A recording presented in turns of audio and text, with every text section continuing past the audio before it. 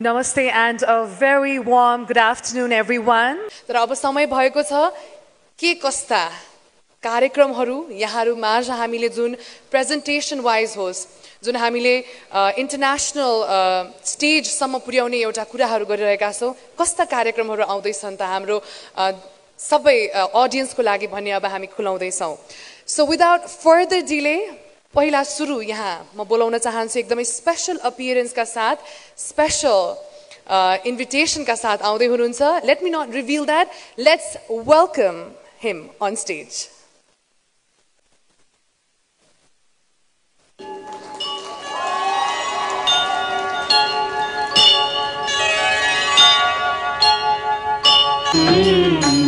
मधुर सरस अरु अति मन भावन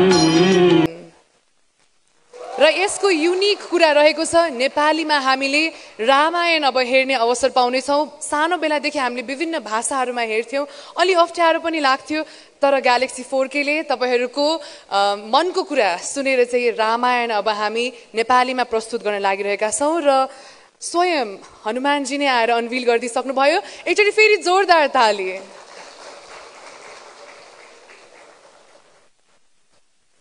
अझै धेरै सिक्रेट्सहरु रिवील गर्न बाँकी नै छ अब म मञ्चमा बोलाउन चाहन्छु very pleased and honored to invite him on stage our very own everybody's favorite Mr. Rajesh Hammal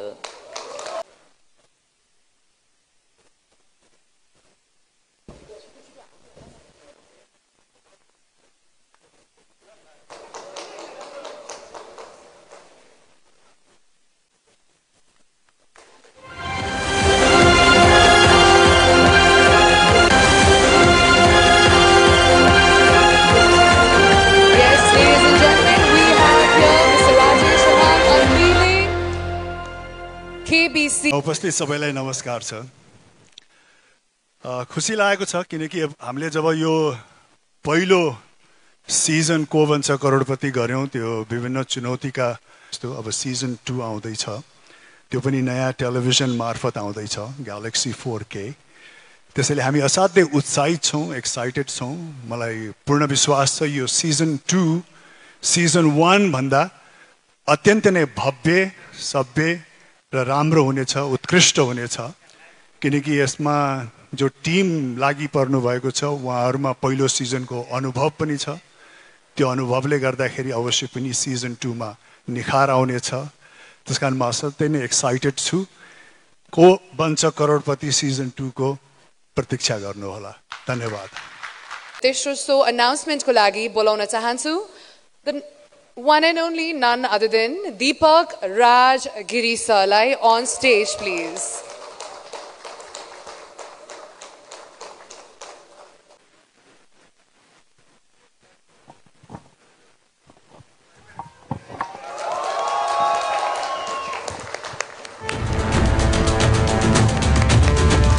A big round of applause ladies and gentlemen unveiling Crime Patrol Now with that, it's time we unveil the fourth exciting show on Galaxy 4K. र यसको unveiling को लागि म निम्त्याउन चाहन्छु very beautiful and dynamic singer we have Indira Joshi. Let's give a very big round of applause and welcome her. त्यसैगरी उहाँसँग साथ दिँदै हुनुहुन्छ सिंगर काली प्रसाद बास्कोटा ज्यूलाई पनि म मञ्चमा निम्त्याउन चाहन्छु र साथसाथै a young talent we have Ayush KC.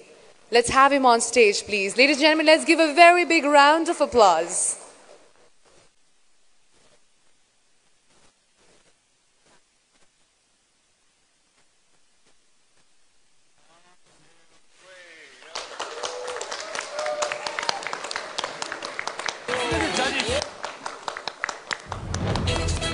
Next, ladies and gentlemen, अब फेरि पनि पालो भएको छ अर्को एकदमै एक्साइटिङ शो अनाउन्स गर्नको लागि र यसको लागि म मञ्चमा निम्त्याउन चाहन्छु a motivational speaker, a very inspiring personality, Ramesh Prasai ज्यूलाई उहाँलाई जोरदार तालीका साथ निम्त्याउँ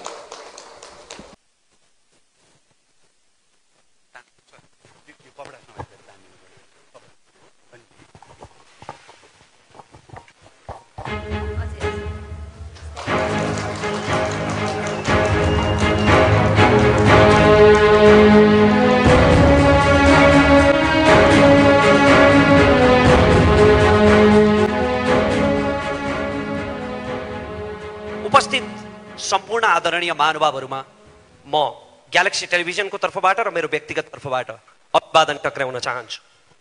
म धेरै बधाई र शुभकामना दिन चाहन्छौँ। उहाँलाई सोशल मिडिया मात्रै देखिरहेको, सोशल मिडियामा देख्दाखेरि पनि उहाँको बोल्ने तरिका, उहाँले जुन किसिमको इन्स्पायर गर्नुहुन्थ्यो त्यो सुनेर नै कस्तो अचम्बित पनि हुन्थे र इन्स्पायर पनि हुन्थे सँगसँगै। तर आज उहाँलाई प्रत्यक्ष देख्न पाउँदाखेरि र उहाँलाई सुन्न पाउँदा we very very lucky and we are lucky to have you in the team भन्न चाहन्छु रमेश प्रसाईज्यूलाई। एन्ड यो कार्यक्रमबाट चाहिँ उहाँले अझै धेरै जनमा चाहिँ इन्स्पायर गर्नुहुन्छ भन्ने चाहिँ आशा गर्दछौँ र all the best. One more time a big round of applause everyone.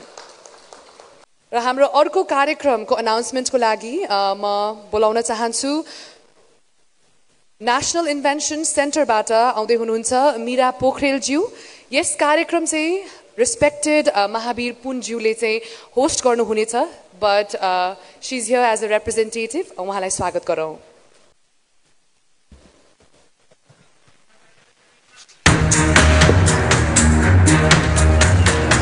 यो कार्यक्रम चाहिँ स्वयं महावीर पुनज्यूले नै चलाउनु हुनेछ। व्यस्तताको कारणले आज आउन सक्नु भएन, तर हामी कार्यक्रममा चाहिँ उहाँलाई अवश्य पनि देख्नेछौँ।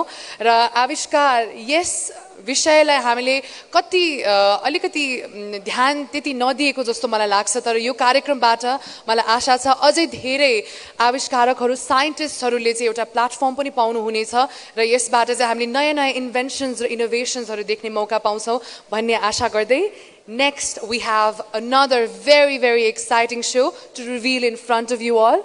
र यो रिभिल गर्नका लागि म कवि नवराज पराजुली ज्यूलाई बोलाउन चाहन्छु। उहाँलाई जोरदार तालीका साथ स्वागत गरौँ।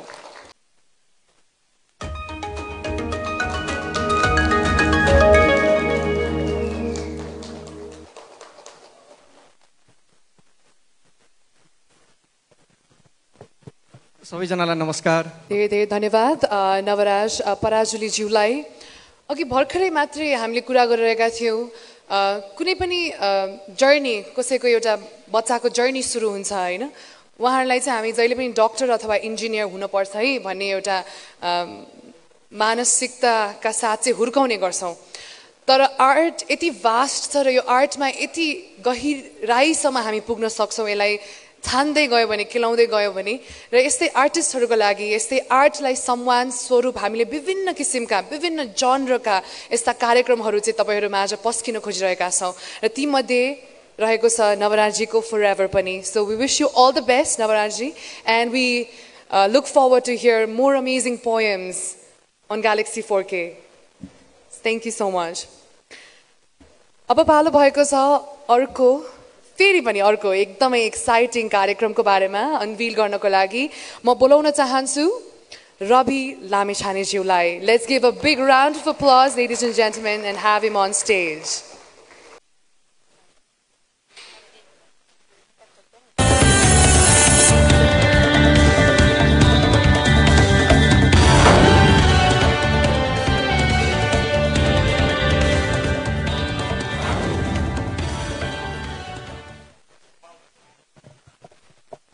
नेपाल जस्तो सानो मुलुक, यहाँका मन्त्री, प्रधानमन्त्री, राष्ट्रपति अथवा उच्च ओहदाका मानिसहरू कसैले हेर्नै नसक्ने, छुनै नसक्ने नहुन्। ठाउँ ठाउँमा भेट हुन्, तरकारी किन्दा भेट हुन्, बस चढ्दा भेट हुन्, मन्दिर जाँदा भेट हुन् भन्ने सोचेर देशका प्रधानमन्त्रीलाई राष्ट्रिय टेलिभिजनमा प्रत्यक्ष उपस्थित गराएर जनताको जनजीविकासँग सम्बन्धित प्रश्नहरू र त्यसको प्रत्यक्ष जवाब दिने उद्देश्यले सीधा कुरा प्रधानमन्त्रीसँग भन्ने कार्यक्रमको अवधारणा निर्माण गर्यौं, जसलाई स्वीकार गरेर सम्माननीय प्रधानमन्त्री केपी शर्मा ओली हरेक हप्ता त्यो कार्यक्रममा जनताको मुद्दामा जवाब दिन उपस्थित भइदिनु भयो। त्यसरी शुभारम्भ भएको कार्यक्रम प्रधानमन्त्रीका लागि बनेको कार्यक्रम, कुनै व्यक्तिका लागि बनेको थिएन। प्रधानमन्त्री परिवर्तन हुँदा पनि प्रधानमन्त्री जो आए तापनि जनताको मुद्दा समावेश होस् भनेर सुरु गरिएको कार्यक्रममा सरकार फेरिदै गर्दा, प्रधानमन्त्री फेरिदै गर्दा त्यो कार्यक्रम बन्द त भएन। कार्यक्रमका सबै चिज आए, म मात्र हटाइएँ, म त्यो चोटमा थिएँ, त्यो पीडामा थिएँ, तर जनताको त्यो मुद्दालाई भने निरन्तरता प्रदान गर्न सिधा कुरा प्रधानमन्त्री कार्यक्रम अरू कसैले चलाइदिए पनि सिधा कुरा जनतासँग भनेर त्यो सिधा प्रश्न सोध्ने, सिधा कुराकानी गर्ने सिलसिलालाई निरन्तरता प्रदान गरेँ र त्यो कार्यक्रम आम सर्वसाधारणको एउटा अत्यन्त महत्त्वपूर्ण मञ्च बन्यो। दुःखमा परेका, पीडामा परेका, हेपिएका, पिल्सिएका मानिसहरूले त्यो कार्यक्रमलाई आफ्नो मनमा सजाउनु भयो र उहाँहरूको आवाजलाई प्रस्तुत गरेर मैले अघि भने जस्तै हामीले एउटा नेपाली सञ्चार माध्यममा हेडलाइन परिवर्तन गर्ने कोसिस र जमर्को गर्यौं। तर समय र परिस्थिति सँगसँगै त्यो कार्यक्रम पनि अहिले म सञ्चालन गर्दिनँ। कार्यक्रम सञ्चालन भइरहेको छ सिधा कुरा जनतासँग। तर सिधा कुरा अब के त? अहिलेलाई मैले सिधा कुरा डट डट डट राखेको छु। को कार्यक्रमबारे म यहाँहरूलाई जानकारी गराउँछु।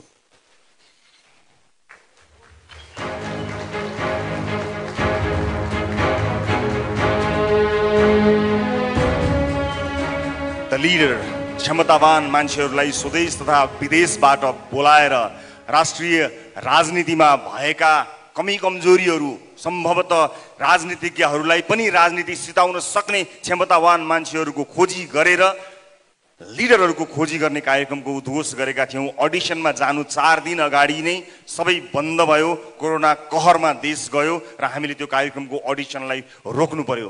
देश तथा विदेशमा रहेका समेतलाई अडिसनमा सहभागी गराएर कार्यक्रममा ल्याउने उद्देश्य भएको हुनाले यात्रा प्रतिबन्ध लगायतका कामहरूले यो कार्यक्रम अगाडि बढ्न सकेन। तर यसलाई हामीले थाती राखेका छौँ र हामीले बारम्बार सूचना पनि दिएका छौँ।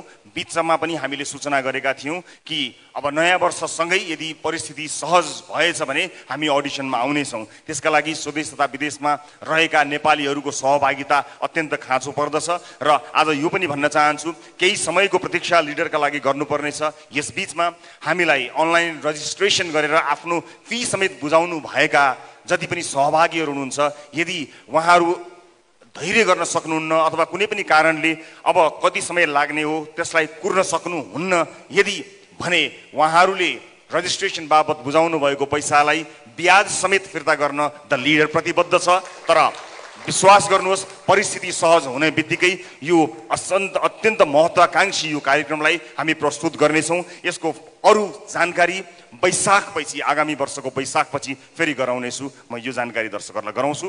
र त्यसबीचमा ग्यालेक्सी 4K प्रसारणमा आउनुभन्दा पूर्व चुपचाप बस्ने सोच बनाएको थिएँ। तर धेरै दर्शक महानुभावहरूले यो बीचमा काहीँ न काहीँ, कतै न कतै टेलिभिजनमा प्रस्तुत हुनुभन्दा पहिला पनि केही जोडियौँ भन्ने धेरैको सुझाव आएको हुनाले म यो बीचमा सिधा कुराको प्रतीक्षा गरुन्जेल केही गर्ने विचार गरेको छु। केही दिनपछि नै यसको विस्तृत जानकारी गराउँछु र अब सिधा कुराको प्रतीक्षा गरुन्जेल कामका कुरा।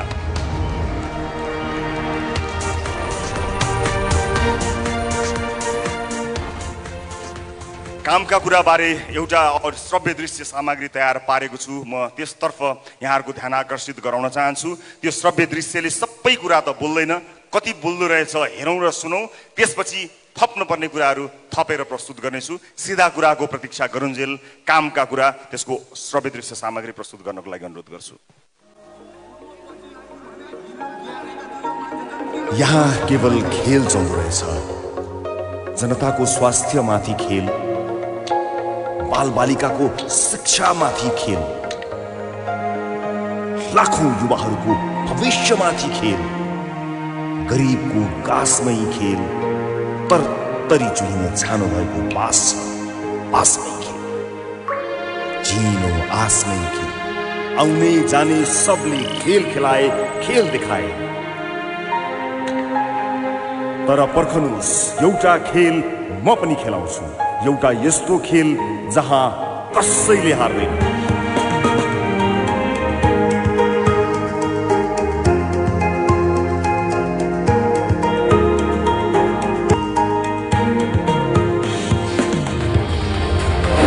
प्रतीक्षा गर्नुहोस्।